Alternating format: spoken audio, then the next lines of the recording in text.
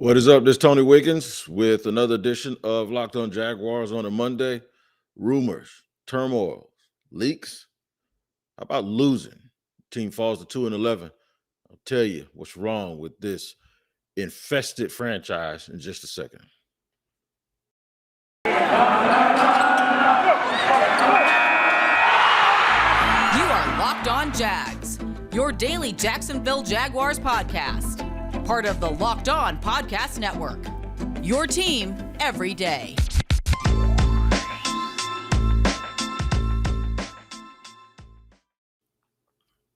What is going on, man? Another Monday, another loss for the Jacksonville Jaguars, and they fall to 2-11 under Urban Meyer's coaching and leadership. And yeah, I said it, leadership. I would first like to thank you for making us your first listen here on Locked On Jaguars, your daily podcast every single day. I'm Tony Wiggins. I've been covering this team for about a dozen years now. I think this is about as bad as it's been here for a number of reasons. And I'll get into those things today. Let's not bury it. The rumors of turmoil came out with a report from the NFL Network that that there was just a lot of dysfunction going on, which was not a surprise to, if you listen to this podcast, it's not a surprise. If you follow me on social media, I've been telling you, we've been hearing about this stuff for months. Okay. Specifically though, to just recap, apparently Urban Meyer continues to berate his coaching staff, and basically measuring his resume against theirs and calling them losers. And had a heated discussion with Marvin Jones Jr., with allegedly Marvin Jones leaving the facility, and he got sick of him blaming the wide receivers for everything. Apparently they all talked, and we've now reduced ourselves to PDA, public displays of affection. Everybody kumbayaing and hugging, and players putting their arm around him, going into the locker room, and Urban looking bewildered, shaking his former a guy who's on the staff, Mike Vrabel at Ohio State, got beat by one of his understudies, if you will, and not answering questions in press conferences, and rumors that when Urban said that he doesn't micromanage those positions, that's exactly what he does. Urban said that he knew nothing about James Robinson and why he wasn't playing. He said that for 2 straight weeks. And then rumors came out is that everyone said that he said on the headset to take him out. So we're now in a situation where all of the fans have become, well, some of them have become mini investigators. And what I mean by that is, well, if it's true and this, that, and the third, and it turns out that yesterday Urban even said in his press conference that after the game, or he never called anybody a loser, but yeah, he rides his coaches. And this is one of the things that I actually wanted him to do. I wanted him to coach his coaches. I wanted him to ride his coaches. So this is not a question, and it's not some referendum on him having the authority or the ability to chastise his coaches or his players. This is not that. And I want to be clear about that, because that's what leaders do. This is about how you lead and chastise your players. You can demand and you can command. There's 2 different things. One way gets people to run through a brick wall for you. The other way, it gets people to react out of fear of what the consequences are. And when you threaten to take people's jobs and their livelihoods, sometimes they do respond with a certain way. There's one coach in the NFL that doesn't realize that if he does not succeed, or if he does not do well, he won't have a job next year, or he'll be looking for employment. Players are the same way for the most part. These folks have been competing their entire life. They know that. One thing I hate is driving in the car with somebody who wants to tell you, no, you're going too fast, you're going too slow, get over it. No, you know what you might as well do? You might as well get your ass over here and drive this car. You're not going to sit there and keep doing that. And guess what? When you have done your job, yours, you don't have to do that. So let's get to the real elephant in the room here. The egomaniac that is Urban Meyer will do and say anything to deflect from the point that this is his garbage. This is his mess. And a true leader, I got people keep bringing up the military. You're in the military. You know how it is. Yeah, I know how it is. And guess what? I've never seen a general do. Blame somebody else. It's his fault. It's us. It's we. It's not them. It's not you. It's not them. It's like, and you know, the person that declares themselves, the person that describes themselves as a winner, as has been reported, is a loser. You don't have to tell people you won. You walk in the room and they know it. The bottom line is there's a failure for people to follow his leadership, whether it be coaches, players. There is an utter failure. You are what your record says you are. You're a 2-10 football coach who looks like he doesn't know what he's doing. The problem is everybody talking about leaks. There ain't no leaks. This isn't some top secret government conspiracy. There's no leak. Let me tell you what it is. It's an infestation. When you have rats and roaches, at some point when you don't control it, they come out in the daytime, flat out in the middle of the daytime, and embarrass you. This is what it is. There's no leaking of information. This is people telling their truth. And apparently folks are sick and tired of you not only grinding on them, because that's a part of the job. They've been grinding on their whole life. They're sick and tired of you not taking the blame for anything.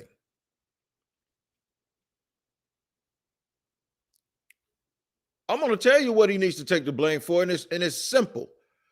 And this isn't hard. This is not hard at all. Everybody wants to keep using all these examples of corporate America and military and all that. This ain't that. This is quite simple. And it ain't like I ain't been telling you this the whole time. And everybody knows it. This is simple. And guess what I'm going to do? I'm going to explain it to you. Here on Locked On Jaguars, after I tell you about DirecTV Stream. You don't need to be confused. You don't need to have all of these remote controls and all of these different passwords, man. When you're watching your favorite sports, movies, and TV shows, you need to get your TV together by looking into and subscribing with DirecTV Stream.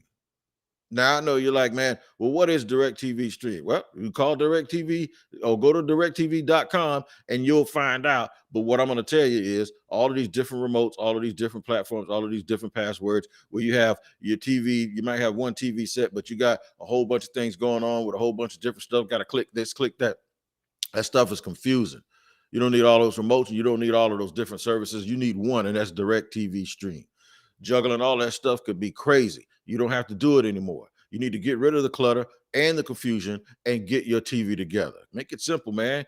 Go to directtv.com. That's directtv.com and learn about and ask about DirecTV Stream. Now, there's no annual contract and compatible device is required, and contents do vary by package. It's a Monday here on Locked On Jaguars. We got to keep the main thing here. And what we're going to do is focus on the fact that this isn't about disgruntled employees releasing information. This isn't about inheriting a team that's so lacking in talent that this isn't about that. This isn't about I have a winning record and I'm trying to do things and get this ship right, and guys don't understand. This isn't about somebody being too tough on coaches. This isn't about that. All right. Do not be distracted. Do not be distracted at all. This is about the fact that the team is 2-10.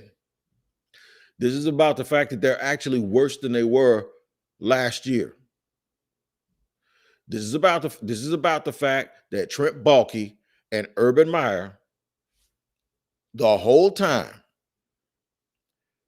have been the CEOs, and I want people to stop mentioning Tony Khan, because let me tell you something. Tony Khan's around here running around the country with his wrestling, with the AEW. All right. If you think your football team is being run on a day-to-day operations by someone who's running another major big promotional wrestling company and they're in different cities every night, then you need to have your brain tested. Tony Khan is not above Urban Meyer when it comes to the decision-making process right now with this football team. This is Urban Meyer's mess. And there continues to be this constant deflection because we don't want to admit what the truth is. And the truth is that something that I thought probably would work is now is an abstract failure. I'm not going to blame Tony. I'm not going to blame the assistants. I'm not going to blame the players. I'm not going to blame. For it to be as bad as it is right now, you have to blame the person that made all of the promises, that was giving the keys to the engine, that is driving the car. But then you want to have plausible deniability and blame everybody else for everything.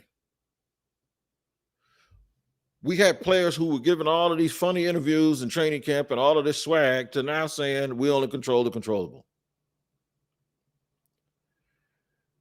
We had guys taking pictures in training camp, showing their teeth and posing, and all of that stuff is fine, but now everybody wants to run and hide when it's time to say what's wrong. Urban Meyer I had somebody yesterday, and I got to tell y'all this, and thank y'all if y'all watching on YouTube. I had someone tell me yesterday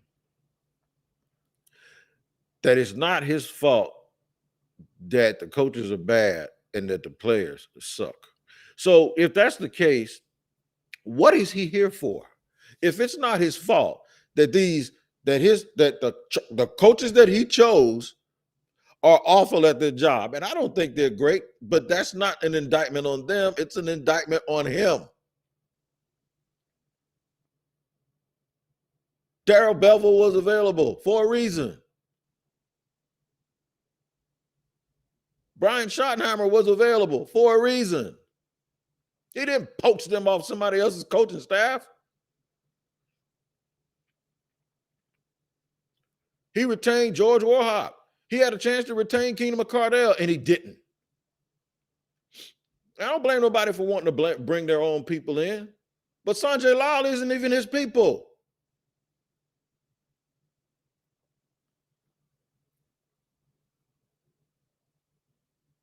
I mean, this is ridiculous, man. Folks got to stop making excuses. On one hand, we say it's not his fault that the coaches are bad. But on the other hand, we say, well, the coaches are being soft because they do suck and they need coaching. So if it's his responsibility to coach his coaches and the message isn't being resonated, and it's not the message isn't resonating with them, and at some point the communication is so bad that they're not jiving with him. And even if it got so bad that somebody says, I need to tell somebody what's going on here, when it goes off the rails that way, it is the fault of the person in charge.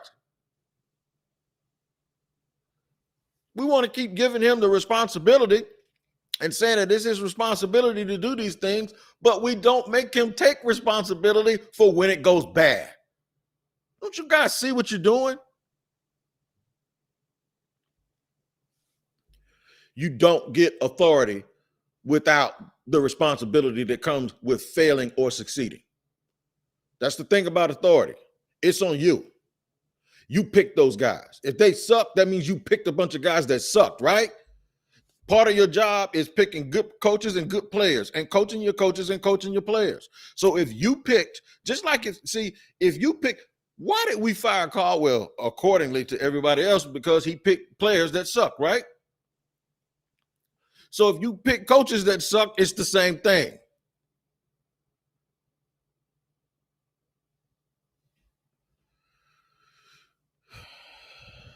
I just don't understand where the disconnect is. So when folks tell you on a daily basis, and it's not leaking, here's what happens. Coaches are not hermits. They're not enclosed. They have friends, they have agents, they have family members, players. Every player in that locker room has a friend, a family member, a loved one, or somebody that cares about them. Or they have old college teammates. They shake hands on the side at the end of the game. Hey man, y'all gonna be all right? Yeah, man. This is a crap show over here, bro. Really? Yeah. So then they talk to agents, coaches, talk to other coaches from around the league. They have established relationships with people in the media, folks that work in the building and operations. They heard an argument. They have people that they know. And like everything is not as cut and dry as somebody running to the media to leak information. It doesn't work like that, bro. We've been hearing this stuff for months. When you give certain people access, people are going to report on what they see. Specifically when there is total dysfunction on the field because folks want to find out what is going on and why does the coach stand over there on the sideline looking like he got to go to the bathroom and he ain't been able to do it in 2 weeks. Folks, when you do that, folks are going to want to look and they're going to want to find out what's going on. When you build a wall, one thing about building a wall, people won't just walk past your house. If they got a fence that they can see through, there's no need for them to stop and stare. But when you have a wall and there's noise from behind the wall, people will get a stool and a step ladder to take a peek over to see what's going on. That's just what it is. And the bottom line is the reason why folks are zooming in and trying to figure out what's going on is because they're 2-11 after all of those best of the best promises. You can sugarcoat it all you want to. You can sugarcoat it all you want to, but James Robinson was the talk of the NFL last year on that 1-15 team and was finding holes left and right. And yesterday he had 6 yards. Trevor Lawrence is a generational quarterback his entire life, and now you got people wondering if he's a bust under your leadership. This happened under your watch. And folks that keep wanting to bring up other aspects of life, yeah, think about it. This happened under your watch. There's morale issues. Of course, morale issues come with not winning, but when you get players, somebody made a great point. If Marvin Jones did leave the facility, Marvin Jones played his career in Cincinnati and Detroit. And if he ain't never walked out of a building, he gets here for 3 or 4 months and he walks out of a building, something's wrong. We'll get more into it here, and I'll tell you what I think could or might happen and the fear that I have or something that won't happen. And we'll do it here in just a second on Locked On Jaguars on a Monday. It's the holiday season, man, and grab the protein bar that tastes like a candy bar or even better than a candy bar. It's Built Bar, filled with so much holiday goodness, rich and decadent flavor, covered in chocolate, but amazingly low in calories, sugar, net carbs, and fat. And it's very high in protein. You get best of both worlds with delicious and healthy. Built Bar gives you that fuel to deal with all of that traffic and all of those people you bump into while you're shopping for your loved ones to have a very, very nice Christmas and holiday. So here's the offer for you. You go to built.com and use the promo code LOCK15. You're going to get 15% off of your order. Now, they have a ton of different flavors, and they also have some new flavors here on the holidays.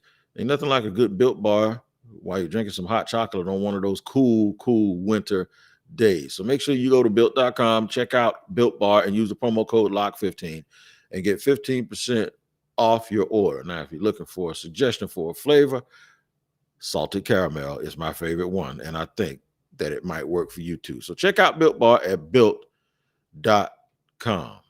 And BetOnline has you covered all season for all of your wagering needs. They have more props, odds, and lines than ever before as football season continues to march to the playoffs. BetOnline remains your number one spot for all the sports action. Head to our new updated desktop or mobile website to sign up today and receive your 50% welcome bonus on your first deposit. Just use our promo code LOCKED ON to receive your bonus.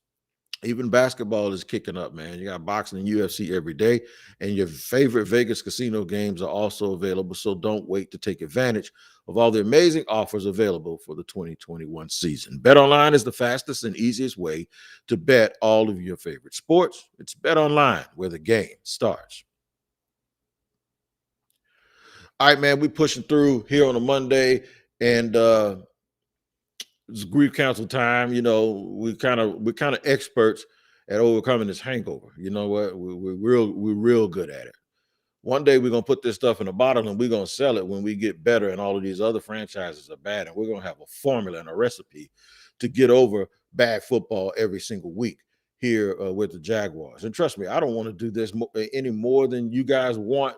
You know, to watch your team continue to suffer on TV.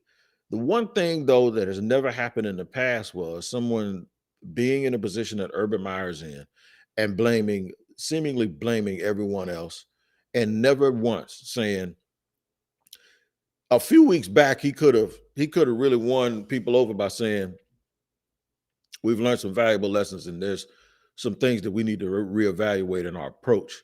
And we know what those things are, and we'll continue to work on those things as we move forward. We're going to try to close this year out in a strong way. But this offseason will be very, very much different than the last offseason, because that shows humility, and that shows that it's we. It's not we with him. It's always somebody else. Always. And for those that think he's anything like Tom Coughlin, hogwash. Coaches like coaching with Tom Coughlin. Players were mad at Tom Coughlin. Players aren't mad at Urban Meyer, except we heard the report of one guy or maybe two guys. But for the most part, Urban publicly calls them warriors and always says nice things about them. Coughlin didn't do that. I don't think Coughlin ever lied to you either. Right? You hear things that players would say. Players never accused him of being a liar. They just said he was always on them too much. He rode them too hard. This isn't anything like that. This isn't anything like that. We always, when people want to talk about military leadership, Coughlin was, General Patton and all of this stuff. Yeah, Urban ain't what Urban is. And there's different types of leaders. What the biggest criticism we have is what he's cooking doesn't taste good. His type of leadership apparently isn't working. That's the biggest thing. They ain't making this personal. It's just not working. And when multiple reports, things we've been talking about all year, folks that are in the building all the time say this guy's clueless, you believe it. You believe it. And if you don't want to believe hearsay, listen to his press conferences. Listen. Pay attention. Get out of your feelings and listen. Most people get it. They want to run him out of here because they already see it for what it is. You have to have some sort of discernment, man. You understand something. I don't know if they're going to fire him or not. I heard a report that they could do it next week. I heard reports like that a year ago, though, and I didn't report on it. I had reports that everybody's going to get fired after the Detroit game, and they didn't. So I'm glad I didn't say it. Caldwell got fired a few games after that. But the thing is I don't know what they're going to do. He talks like a dude that's going to be able to try to reboot this, but he doesn't look like a guy that has the energy. He doesn't have any credibility with the people in the building, right? That's why people won't follow you. And if you wonder why your wide receivers are running to each other, how do you expect them to respect a coach that you don't show any respect? How? You can't. It's just flat out utterly ridiculous. The fact that we're all sitting here debating this, and this is something I said, and I appreciate Dilla and me O'Brien, my technical partner, for having me on the spaces yesterday, and then they allowed me to speak. I can't see him being the guy to ever get these people back on board with him. This ain't college, man, where you get 85 scholarships and you get 25 new people every year. You can flip almost a third of your roster. This ain't that. You can't do it. Contracts, CBA, guys ain't gonna want to play here, and that's the biggest thing. Who's gonna want to come coach here? If there are guys in that building that's league, those dudes got relationships with other people. Who's gonna want to come coach here that has NFL experience? Who's gonna want to come play here? Well, we got more money than anybody else is the thing that I keep hearing everyone throw out. So now we're twerking. Now we're overpaying people. Now it's like we're going to some brothel and having to overpay for something that as if that's the recipe for success. The money Shad Khan spent on Urban Meyer is gone already. So you can either pay him to stay here and keep running this franchise into the ground, or you can pay him to go away and then just pay somebody else to try to get it right. And the fear-mongering crowd, the fear crowd that goes, bringing in a new coach in these little sayings, bringing in a new coach in after only 1 year is not a recipe for success. That's not why you're doing it. You know what's not a recipe for success? Sticking with a coach because you're afraid to make a decision when you know that dude ain't the guy. Not making the decision and not making a move to go do something else is the worst move, because now you're guaranteeing you're just going to be bad because you don't want to do anything else. You're not making a coaching change after year one because you want to be successful. You're making a coaching change after year one because you aren't successful. You're not successful. That's why you're making a coaching change. That's not a recipe for success. No, a recipe for success is not losing. A recipe for success is not being 2-11. That's what's not a recipe for success. A recipe for success is not having press conferences the way that you have them. A recipe for success is avoiding not flying home on a plane when you lose the game on Thursday night. A recipe for success is accountability. A recipe for success is picking good staff and knowing how to communicate properly with them. Because in pro sports, it's all about communication. You're not a dictator. Ain't nobody scared of you, and you ain't gonna beat nobody up. Right? So in pro sports, it's all about communication. It's about getting people to buy into your vision and y'all moving it together and having everybody with a clear understanding of what is going to happen and being that guy who can communicate it. The thing about Urban Meyer is he's not good at that, and he ain't going to admit it. Which is why, if reports are true, he keeps talking about what he did before. And ain't nothing worse than I used to be guy. I used to be guy, because the food you ate 2 weeks ago don't make me fat today. It can't nourish your body or mine. I don't want to hear about what you used to do. Pulling resume. When have you ever? What have you done for me lately is my response. That don't mean nothing. I used to be the man. Yeah, that was somewhere else. What are you now? You're 2-11. That's what you are. You're 2-11. If Shad Khan had any sense, he'd fired that dude yesterday. But we'll see what happens as we move forward. I know what's going to happen on the Locked On Bets podcast, and that is your boy Q and Lee Sterling. They're going to give you the information that you need and give you the ins and outs of all of these games that, they're going to tell you about these spreads. They're going to tell you about the upsets. They're going to give you all of the plays that you should make. You need to follow the Locked On Bets podcast. Make sure you subscribe and listen. Do it before you make one bet. I'm telling you, it'll make your life a lot easier. Thank you for making us your first listen here. I wish I could make your life a lot easier by talking about a victory, but I can't lie to you. It didn't happen. So the team is 2-11. The team is in turmoil, and it's now a national story, as it should be. I told y'all from the beginning this was either going to be a rousing success or it was going to be an absolute disaster. I want to take a minute right now or take a second to extend my condolences and my heartfelt wishes to all of those people affected in the Midwest and in Kentucky by the tornado. Words can't explain the devastation and the effect that it has on so many people. And we're with you here on Locked On Jaguars, and I'm sure the Locked On Podcast Network as a whole. We're certainly praying for you and hoping for the best. And that's it, man. We're going to end it with that. And we'll see you tomorrow here on another edition of Locked On Jaguars. Please don't take each other for granted. Take care of each other, and we'll see you next time.